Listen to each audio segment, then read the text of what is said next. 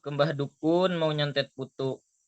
Assalamualaikum warahmatullahi wabarakatuh. Waalaikumsalam warahmatullahi wabarakatuh. Om Swastiastu, selamat malam.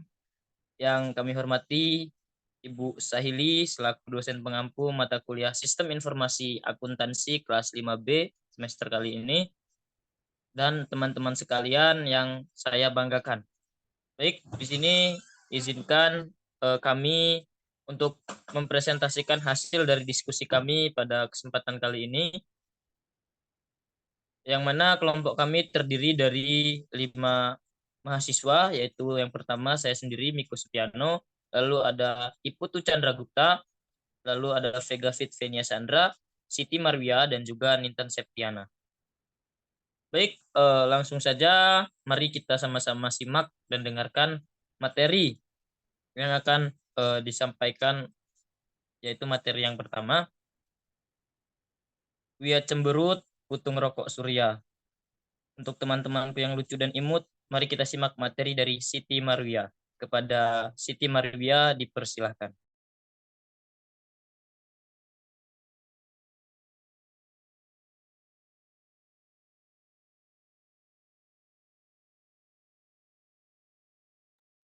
Baik, kepada moderator, terima kasih karena sudah memberikan saya waktu untuk menjelaskan tentang materi hari ini. Jadi untuk materi hari ini kita mengambil contoh dari PT Unilever Indonesia Tbk. PT Unilever Indonesia Tbk telah beroperasi sejak tahun 1933 dan telah menjadi perusahaan fast moving customer good terdepan di pasar Indonesia. Unilever Indonesia memiliki lebih dari 40 brand yang terbagi dalam 2 segmen usaha, home, personal care, nutrition, and ice cream. Unilever Indonesia telah go public pada tahun 1982 dan saham-sahamnya tercatat dan diperdagangkan di Bursa Efek Indonesia.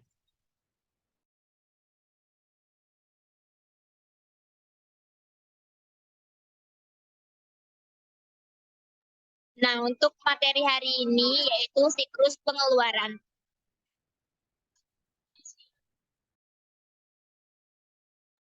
Siklus pengeluaran merupakan siklus pokok yang pasti terjadi di setiap perusahaan. Siklus ini juga berkaitan erat dengan biaya-biaya perusahaan seperti utang, pembelian, dan pengeluaran-pengeluaran lainnya sehingga banyak perusahaan mengembangkannya seiring dengan perkembangannya teknologi informasi.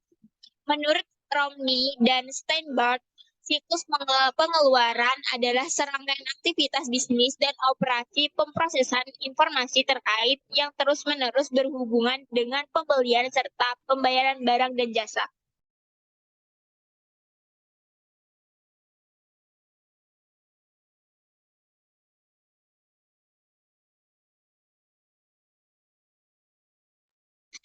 Nah, tujuan untuk siklus pengeluaran yaitu untuk meminimalkan biaya total memperoleh dan memelihara persediaan, perlengkapan, dan berbagai layanan yang dibutuhkan organisasi, meminimalisir biaya-biaya perusahaan, namun tetap menjaga mutu dan kualitas barang atau jasa yang dihasilkan.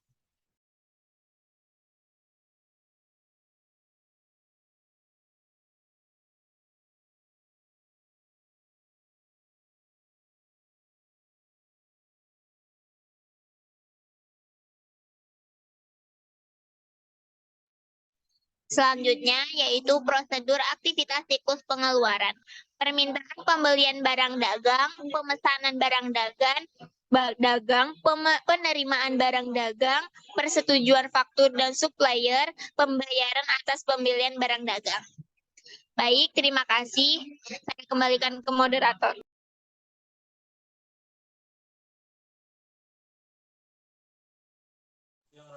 Baik, terima kasih kepada Siti Marwia atas penjelasannya.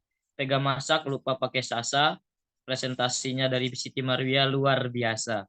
Baik, kita akan masuk ke sesi penjelasan yang kedua. Kali ini akan disampaikan oleh rekan kita yang cukup cute, yaitu Iputu Chandra Gupta. Kepadanya dipersilahkan. Baik, terima kasih pada moderator. Saya akan melanjutkan materi yang sebelumnya dibacakan. Nah, pada prosedur aktivitas siklus pengeluaran itu ada 5 yang sudah dijelaskan dan atau disebutkan oleh Siti Marwiyah. Nah, saya sedikit menjelaskan tentang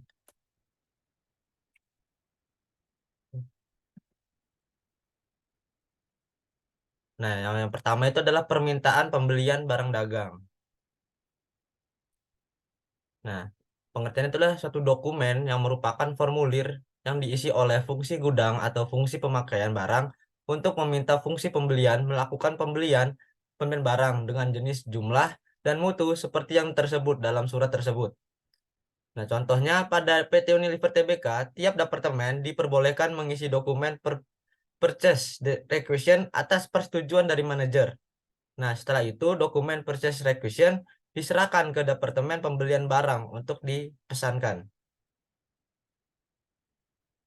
Nah, untuk materi yang kedua tentang pemesanan barang dagang akan dijelaskan pada pemateri selanjutnya. Nah, mungkin itu saja yang dapat saya jelaskan. Saya lanjutkan ke moderator.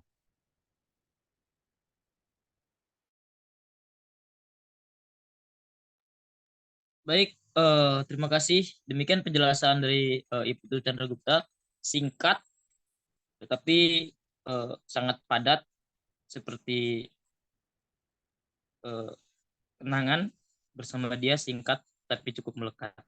Baik, kita akan masuk ke materi yang selanjutnya, yang tidak kalah wow juga akan disampaikan oleh rekan kita Nintan Septiana. Untuk Nintan Septiana, dipersilahkan. Baik, terima kasih moderator atas kesempatannya. Di sini saya akan menjelaskan terkait pemesanan barang dagang. Next.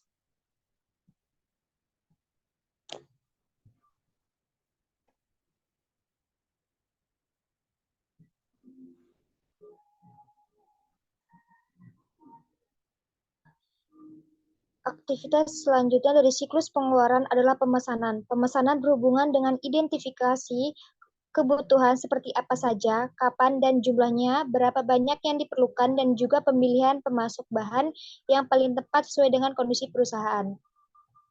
Jadi pada PT Unilever Tbk ini, Departemen Pembelian Barang mencari supplier dari beberapa supplier yang ada yang memiliki harga terendah, kualitas barang dan jasa yang terbaik dari sistem pengiriman yang tepat. Departemen pembelian akan melakukan pemesanan dengan mengirimkan purchase order. Hal ini juga merupakan pengendalian perusahaan agar barang dan jasa yang dibeli sesuai dengan barang dan jasa yang dipesan oleh departemen yang mengajukan dokumen purchase requisition. Next.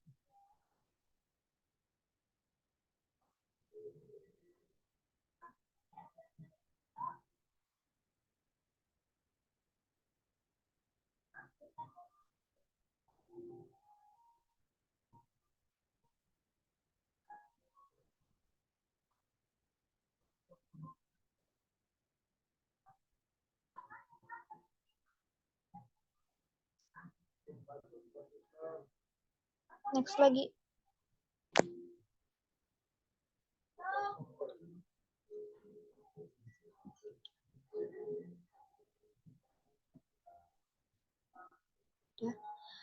Setelah itu, kemudian perusahaan akan menerima barang yang telah dipesan. Tahap ini juga termasuk proses penyimpanan barang di gudang. Proses ini perlu didata agar memiliki administrasi yang jelas dan berstruktur, hingga penyimpanan barang ke gudang sebagai stok. PT Unilever Tbk melakukan pencocokan faktur dengan purchase order dengan tujuan untuk mengetahui apakah yang diterima telah sesuai dengan yang dikirim melebihi kuantitas yang dipesan, atau bahkan telah terjadi salah pengiriman. Maka barang yang bersangkutan akan langsung dikembalikan kepada supplier yang bersangkutan. Pada aktivitas ini juga dilakukan adanya retur atau pengembalian atas barang yang rusak saat diterima, jika ada. Terima kasih moderator. Selanjutnya saya kembalikan. Baik, terima kasih kepada Nintan Septiana atas pemaparan materinya. Selanjutnya, pemaparan materi yang selanjutnya akan disampaikan oleh saya sendiri, yaitu saya akan menjelaskan tentang persetujuan faktur dengan supplier. Bisa next slide, Mas. Next slide, Mas.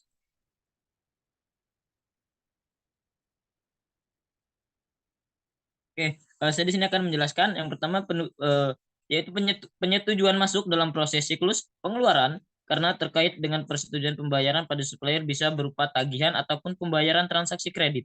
Penagihan ini berupa faktur atau invoice yang dikirimkan kepada pembeli. Terkadang barang yang dipesan banyak atau bisa juga barang tersebut menjadi prioritas penjualan perusahaan, sehingga perusahaan dapat juga mengambil keuntungan.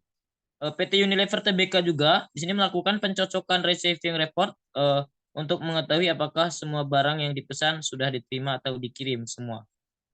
Next slide, Mas.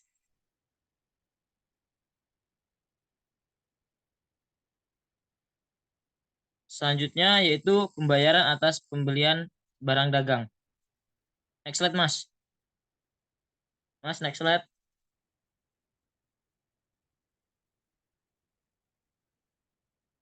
Oke, pembayaran aktivitas terakhir dari siklus pengeluaran adalah pembayaran tagihan. Dalam transaksi kredit, pembayaran memiliki tenggat dan tidak boleh lebih lama dari itu. Kadang ada pula mekanisme diskon jika pelunasan yang dilakukan itu dibayarkan sebelum tenggat waktu yang telah ditentukan. PT Unilever Tbk juga pada saat jatuh tempo pembayaran, pihak supplier nanti akan menagih perusahaan sesuai dengan dokumen voucher. Hal ini merupakan pengendalian perusahaan agar dapat mengetahui jumlah pengeluaran kas perusahaan seperti itu. Next slide, Mas.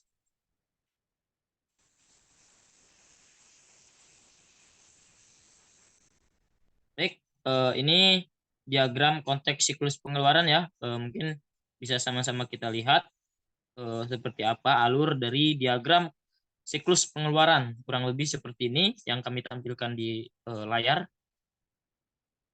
Next slide, Mas.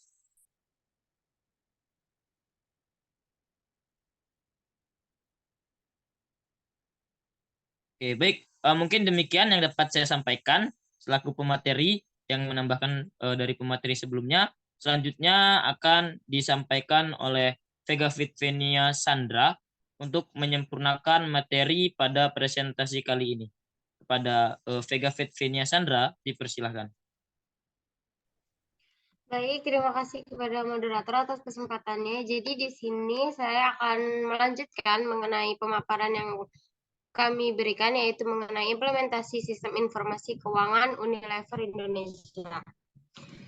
Jadi Unilever Indonesia ini memiliki sistem yang pada garis besarnya dinamai dengan Asia, yang fungsinya adalah mencatat semua aktivitas terjadi dalam perusahaan dalam suatu periode. Sistem ini secara otomatis akan menghitung dan memberikan output berupa informasi yang dapat digunakan sebagai pengambilan keputusan. Sistem ini bernama juga dengan MG Frame yang fungsinya adalah mencatat semua aktivitas produksi yang terjadi dalam perusahaan dalam suatu periode. Sistem ini secara otomatis akan menghitung dan memberikan output berupa informasi yang dapat digunakan sebagai pengambilan keputusan, mentransfer informasi yang telah dikelola ke sistem Asia untuk dijadikan laporan keseluruhan perusahaan. Oke, selanjutnya.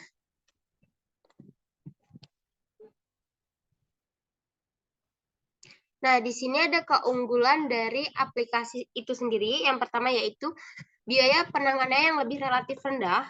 Dan yang kedua ada mudah untuk melakukan modifikasi dan pemeliharaan. Lalu ada lebih mudah melakukan